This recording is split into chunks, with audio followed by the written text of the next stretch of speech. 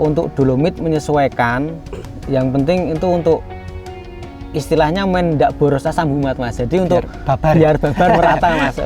Biar pemakaian asam humatnya lebih irit itu ya mas. Irit, makanya ya. dicampur dengan dolomit. Berarti dolomitnya secukupnya. Kemudian kalau untuk takaran asam humatnya itu kisaran berapa mas? Untuk luasan sekitar 1000 meter. 1000 meter itu kemarin 1 kilo mas. Jadi itu untuk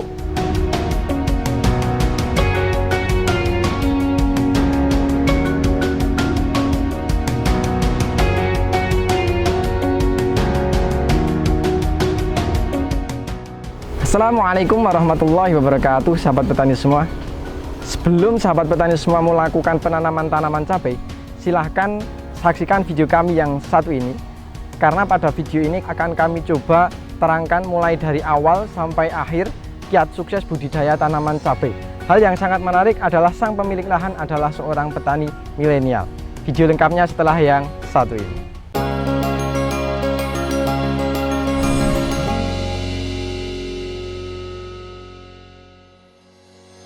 Oke, baik sahabat petani semua, kembali lagi bersama saya Zaki di channel Mitra Bertani TV. Seperti yang telah saya jelaskan di awal video tadi, pada kesempatan kali ini kita akan membahas hal yang menurut saya sangat penting sahabat petani semua ketahui. Ini kita akan mencoba membahas secara rinci atau secara detail, mulai dari pengolahan lahan, pemilihan varietas, perawatan tanaman sampai nanti menjelang panen. Hal yang sangat saya tekankan pada kesempatan kali ini adalah bagaimana cara mengoptimalkan lahan supaya bisa berproduksi dalam jangka waktu yang lama, membentuk tanaman yang sehat dan mengurangi penggunaan pestisida. Dan sang pemilik lahan adalah seorang petani milenial yang bisa dikatakan ini sudah sangat lengkap. Antara pengalaman dan pengetahuan sudah coba beliau kombinasikan dan ini adalah hasilnya. Sedikit gambaran, tinggi tanaman adalah sekitar 2 meter. Kemudian ini ditumpang sarikan dengan tanaman cabai keriting. Tanpa lama-lama lagi kita akan langsung masuk pada sesi wawancaranya. Oke, baik sahabat petani semua, di hadapan saya sudah ada sang petaninya langsung. Mohon mas mungkin bisa memperkenalkan diri. Perkenalkan, nama saya Yusuf. Untuk alamat saya di Serumbung, Magelang. Di Mas Yusuf yang beralamat di Kecamatan Serumbung, Kabupaten Magelang ya. Oke sahabat petani semua, mungkin pernah melihat beliau karena dulu kita pernah membuatkan video bersama beliau. Hal yang sangat menarik yang bisa kita dari beliau itu adalah masih tergolong petani milenial tapi terus berinovasi. Beliau mencoba mencari tahu pengetahuan baru, kemudian beliau coba terapkan di lahannya sendiri gitu ya mas ya. Jadi nanti kalau ada ilmu yang menurut beliau bermanfaat itu nanti akan di-sharingkan. Jadi lahan ini biasanya untuk uji coba gitu. Jadi tidak murni hanya untuk sekedar penghasilan, tapi ini juga sebagai ladang untuk mencoba ilmu-ilmu baru gitu ya mas ya. Insyaallah. Mas Yus, mohon maaf kita mengganggu waktunya. Ini mungkin akan sedikit detail kita membahas bab pertanian karena banyak petani pemula yang alhamdulillah saat ini tergerak hatinya untuk menjadi seorang petani. Nah, dan mungkin Mas Yus bisa menjadi salah satu barometer atau acuan supaya nanti sahabat petani semua itu bisa terbantu. Kita akan mencoba membahasnya mulai dari awal. Yang pertama adalah mengenai pengolahan lahan Mas Yus. Untuk pengolahan lahan sendiri, untuk para petani pemula, olah lahan yang harus dilakukan itu harusnya seperti apa? Kalau saya mas ya, untuk pengalaman saya sendiri itu tetap yang pertama nanti untuk pengolahan lahan itu istilahnya melihat tanaman nanti panen di ketika masih musim hujan atau musim panas. Jadi untuk pemberian pupuk untuk pengolahan lahan itu menyesuaikan di itu mas. Berarti menyesuaikan waktu panen itu ya mas? Menyesuaikan waktu panen. Kemungkinan panen di musim hujan atau musim panas. Iya. Berarti perawatannya beda itu mas? Perawatannya untuk awalnya itu beda berarti? Iya, beda. Kalau saya itu untuk ini kemarin pemberian pupuk itu fokus ke kohe kambing, Mas. Ke kohe kambing. Ya. Oke, sebelum masuk pada pemberian pupuknya sendiri, ini kalau boleh tahu ini sejarah lahannya gimana, Mas? Untuk bisa menjadi bedengan itu awalnya gimana ini? Sebelum jadi lahan seperti ini, itu kemarin kan tetap lahan di sekitaran sini memang mayoritas untuk tanaman salak, Mas. Jadi karena memang dikira kurang bagus, terus kita rombak, terus kita olah menjadi lahan seperti ini. Terus untuk pengolahan lahan sendiri, kita kemarin sebelum jadi bedengan itu kemarin tanaman singkong. Nah, karena kemarin untuk tanaman singkong kan biasanya menyerap unsur hara itu sangat banyak. Terus kita fokuskan ke kohe kambing. Terus untuk pengolahan sendiri sebelum dibedeng itu kan dipacul, dicangkul lah, dicangkul setengah jadi. Untuk pemberian dolomit itu kemarin kita di 3 tahap, Mas. Yang pertama sebelum jadi bedengan setengah jadi itu kita berikan sekitar 10 bagor, itu sekitar 250 kilo untuk luasan lahan sekitar kurang lebih 1000 meter. Terus untuk pemberian dolomit setelahnya itu bedengan yang sudah setengah jadi, itu sebelum dimasukkan kotoran itu kan dikoak dulu. Dikoakan itu nanti kita sebar dolomit lagi, terus masukkan kohe ayam. Setelah kohe ayam nanti di atasnya ditabur dolomit lagi, terus semprot asam humat, dan juga itu kemarin masuk dekomposer, Mas. Itu masuk ya sejenis E4 lah, Mas. Oke, jadi kita akan mencoba lebih detail lagi ya. Jadi awal mulanya adalah lahan salak, kemudian karena mungkin kurang produktif atau ingin sesuatu hal yang baru, makanya dirombak. Kemudian ditanami tanami singkong. Kemudian karena singkong itu biasanya menyerap unsur hara dari tanah itu cukup banyak, kemudian maka perlu pengolahan lahan yang cukup ekstra untuk bisa menghasilkan tanaman yang seperti ini gitu ya, Mas ya? Iya, Mas. Yang pertama adalah pemberian dolomit, itu mutlak diberikan, Mas? Kalau itu untuk daerah sini, Mas ya, khususnya untuk daerah Magelang, untuk area persawahan itu wajib, Mas. Karena menurut saya memang meskipun belum pernah mengukur juga, Mas, itu memang rata-rata itu di sekitaran 5-5,5, Mas. Jadi memang untuk penambahan dolomit itu memang harus banyak. Oke, jadi alangkah lebih baiknya tahu gitu ya, Mas, tahu aktualnya berapa. Tapi kalau tidak tahu bisa melihat kanan kirinya, ini kisarannya adalah pH asam. Karena asam untuk meningkatkan kita perlu menambahkan dolomit. Nah, kalau melihat dari yang disampaikan oleh Mas Yusuf tadi, pemberian dolomit itu dilakukan beberapa kali gitu ya, Mas. Yang pertama adalah ketika lahan dicangkul, cangkul pertama gitu ya. Sebelum dibentuk bedengan berarti ini, Mas. Sebelum dibentuk bedengan, ya. Sebelum dibentuk bedengan itu sudah ditaburi menggunakan dolomit sekitar 250 kilo untuk luasan sekitar 1000 meter persegi. Ya. Kenapa kok pas pupuk belum jadi bedengan kok sudah diberi dolomit itu, untuk apa itu, Mas? Ya, yang pertama jelasnya nanti bisa merata, Mas. Jadi kan pemberian dari fase pertama, kedua, ketiga kan nantinya bisa merata. Jadi homogen untuk dolomit sendiri bisa tercampur merata sesuai prosesnya, Mas.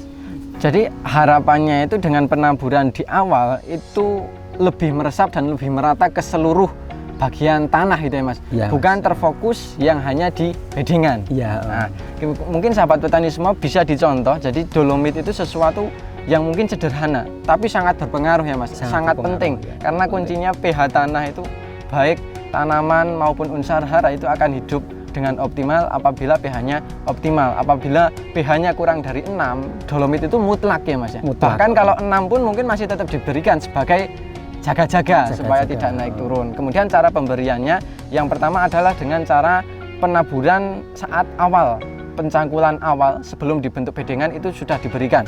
Kemudian pemberian yang kedua, berarti bedengan belum jadi ya, Mas ya. Belum jadi itu diberikan dolomit, kemudian setelah itu baru dibentuk bedengan. Baru dibentuk bedengan. Bedengannya juga baru setengah jadi ya, Mas ya. Bedengan setengah jadi ya. Diberi lubang tengah. Beri lubang tengah, terus nanti ditabur lagi dolomit. Itu total dolomit sekitar 20 bagor lah itu. Jadi sekitar hampir kayak katakanlah 500 kilo lah, sekitar 5 kental. Sekitar 5 kintal. Tapi pemberiannya 3 tahap itu ya. 3 tahap. Yang paling banyak berarti yang di awal tadi, yang sebelum dibentuk bedengan. Iya, sebelum dibentuk bedengan. Oke ya, jadi pemberian dolomit ini yang Mas Yusuf itu ada 3 ya. Yang pertama adalah sebelum dibentuk bedengan itu sudah diberikan dolomit. Kemudian setelah bedengan setengah jadi, sebelum diberikan pupuk itu ditaburi dengan dolomit dulu. Kemudian setelah itu baru diberikan pupuk. Ini pupuknya pupuk apa, Mas? Pupuknya kohe kambing, Mas. Kohe kambing, hanya itu. Kohe kambing, terus masuk itu TS, Mas. Kita mainnya Vertipos. Mainnya Vertipos itu sekitar 70 kilo, Mas. 70 kilo ya. Hanya itu. Hanya itu sama dolomit. Sama dolomit. Kemudian kalau boleh kira-kira dosis untuk pupuk kandangnya itu berapa, Mas? Kalau dosis pupuk kandang itu kemarin 2 rit Colte, Mas. Colte. Ya. Mungkin jadi sekitaran ini bedengan panjang sekitar 12 meter itu sekitar 3 sampai 4 karung. 3 sampai 4 karung. Ya. Kemudian kalau untuk pupuk kimianya hanya menggunakan fosfat berarti ya, Mas? Di Vertipos ya? Vertipos. Hanya menggunakan Vertipos, beratnya adalah sekitar 70 kilo. Oke, jadi untuk pengolahan lahan sendiri itu sudah dijelaskan oleh Mas Yusuf tadi. Untuk pupuk kimia itu hanya menggunakan satu jenis ya, Mas? Kandungannya adalah, dominasi adalah fosfat. Alasannya itu apa, Mas? Ya karena untuk pupuk kohe kambing sendiri kan terfokus di P dan K, meskipun P dan K tapi kan tetap ada N-nya juga. Terus kita untuk penambahan karena tetap yang termakan kan tetap di yang paling atas dulu, nah itu tetap kita penambahan di unsur P-nya untuk ya istilahnya untuk merangsang untuk perakaran dulu. Jadi memang fokusnya itu malah di unsur fosfat ya, Mas, di bagian perakaran. Apa ini ada ilmunya kenapa kok tidak mainnya NPK karena ini musim hujan atau gimana, Mas? Kalau saya sendiri itu untuk tanaman di musim penghujan dan musim panas itu untuk dasaran memang beda, Mas. Kalau untuk musim panas itu penggunaan kohe kambing menyesuaikan. Terus untuk pupuk kimia sendiri saya menggunakan NPK tetap masuk tapi yang sifatnya tunggal, Mas. Jadi kan pakainya Vertipos itu 50 kilo, kalium dan nitrogen itu pakainya 10 kilo. Untuk luasan 1000 meter. 1000 meter. Iya. Berarti kalau menggunakan NPK itu lebih condong ke yang tunggal, iya, bukan yang majemuk gitu ya, Mas ya, bukan yang majemuk. Jadi jarang sekali menggunakan yang pupuk NPK dalam satu bentuk gitu ya, Mas ya. Jarang, Mas, jarang. Pertimbangan-pertimbangan yang sudah dijelaskan tadi gitu, karena ini memang musim hujan, intensitas hujan masih tinggi, maka yang diperkuat adalah unsur kalsiumnya, kemudian dolomit ya, Mas ya. Dolomit itu karena mengantisipasi pH turun. Kemudian fokusnya adalah di fosfat supaya tanaman menjadi lebih kuat. Mungkin itu terkait pengolahan lahan. Berarti setelah diberikan pupuk itu kemudian di atasnya tambah dolomit ya, Mas ya? Di atas tambah dolomit sama itu fosfatnya itu, terus nanti tetap spraynya untuk dekomposer, Mas. Berarti itu sebelum ditutup tanah disemprot dekomposer dulu? Sebelum tutup tanah tutup dekomposer. Itu ya karena kemarin untuk kohenya kan bisa dikatakan banyak ya, Mas. Jadi kan biar terfermentasi di lahan itu bisa cepat, Mas. Berarti kalau boleh tahu, Mas, dekomposter yang digunakan ini apa ya? Itu kemarin kita jenis M4, Mas. Itu kita kemarin pakai M21, Mas. M21. Pakai M21. Dosisnya? Itu untuk dosis kemarin per tangki 16 liter itu kita pakai 10 tutup, Mas. 10 tutup. Terus itu kita campur asam humat, Mas. Kita untuk asam humat kemarin pakai Power Soil itu untuk per satu tangki itu kita pakai 3 sendok, Mas. 3 sendok. 3 sendok. Itu dilakukan untuk spray pupuk yang belum ditutup dengan tanah ya, Mas. Ya. Sebelum itu untuk mempercepat proses fermentasi ya, Mas, atau dekomposisi. Oke, Mas. Kenapa kok dekomposer masih dikombinasikan dengan asam humat? Ini tujuannya untuk apa, Mas? Sejauh yang saya pelajari itu kan untuk asam humat bisa sebagai media untuk istilahnya berkembang biak, Mas. Jadi kan meskipun nanti untuk dekomposer sendiri kan sudah bagus, ditambah asam humat kan untuk perbanyakan untuk dekomposer yang kita masukkan lebih cepat. Jadi memang harapannya nanti untuk pupuk yang terfermentasi itu lebih cepat, Mas, lebih cepat, lebih merata. Jadi cara kerjanya menjadi meningkat gitu, Mas, lebih cepat gitu. Jadi ditambahkan dekomposer sekitar 10 tutup per 16 liter, masih ditambah dengan asam humat sekitar 3 sendok ya, Mas. 3 sendok itu aplikasinya hanya sekali, merata ya, Mas. Merata. Di seluruh permukaan tanah apa di yang ada pupuknya itu, Mas?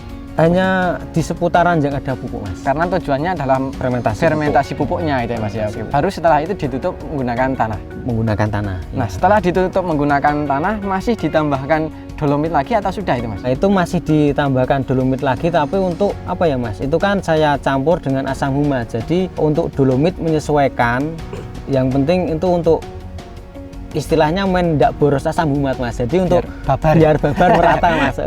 Biar pemakaian asam humatnya lebih irit itu ya Mas. Makanya dicampur dengan dolomit. Berarti dolomitnya secukupnya. Kemudian kalau untuk takaran asam humatnya itu kisaran berapa Mas untuk luasan sekitar 1000 meter? 1000 meter itu kemarin 1 kilo Mas. Jadi itu untuk sebar atas itu dolomit kalau tidak salah itu kemarin 3 Mas. 3 kita aduk jadi satu sama asam humat 1 kilo Mas. Oke. Yang sangat menarik di sini adalah penggunaan dolomit dan asam humat. Dolomit itu sampai 4 kali berarti ya Mas ya? Yang pertama adalah sebelum bentuk bedeng, kemudian bedengan setengah jadi, kemudian di atas pupuk, ini di atas tanah sebelum ditutup mulsa. Ya. Berarti 4 kali ya Mas? 4 kali. Kemudian asam humat dibelikan 2 kali untuk dekomposer sebagai spray ya Mas ya? Disertakan dengan dekomposer, kemudian masih ketika sebelum ditutup mulsa ditambah lagi.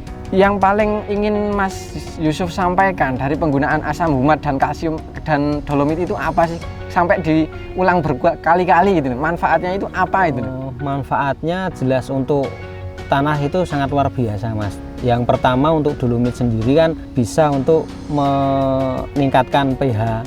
Untuk istilahnya biar tanah tidak asam lah. Terus untuk asam humat sendiri kita masukkan kan sifatnya dolomit itu memperbaiki struktur tanah Mas. Jadi entah itu dulu pernah masuk jenis pupuk kimia atau enggak, tapi pasti ada residu Mas. Jadi termasuk residu-residu yang di tanah nanti bisa terurai. Jadi intinya tanah biar sehat Mas. Jadi yang poin pertama yang ingin disampaikan adalah bagaimana cara menyehatkan tanah. Tanah. Apakah kesehatan tanah itu penting untuk kelangsungan hidup tanaman Mas? Kalau saya Mas dari segi dari olah lahan, terus penanaman sampai perawatan itu yang paling saya fokuskan di olah lahan Mas. Karena sebaik apa olah lahan akan menunjang perawatan tanaman untuk selanjutnya.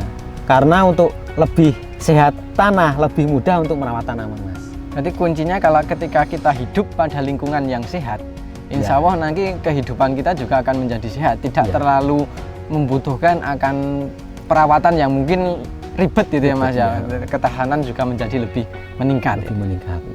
Oke Mas Yusuf, itu untuk pupuk-pupuknya sudah kita sebutkan lengkap dengan dosisnya dan caranya. Nanti sahabat petani semua silahkan kalau masih ingin bertanya silahkan tulis di kolom komentar, sebisa mungkin akan coba kita jawab.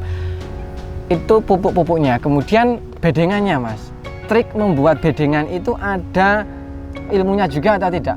Arah bedengan itu bisa ngasal atau tidak? Kemudian ukuran bedengan, apakah itu ada pengaruhnya atau tidak itu Mas? Kalau untuk bedengan sendiri, sejauh yang saya pelajari dengan teman-teman, sejauh saya belajar dengan senior-senior petani, itu memang ada triknya Mas. Jadi lebih cenderung kalau lebih bagusnya ya Mas. Jadi untuk bedengan itu apa ya? Memanjang bedengan itu ke arah timur ke barat Mas. Timur barat? Ya.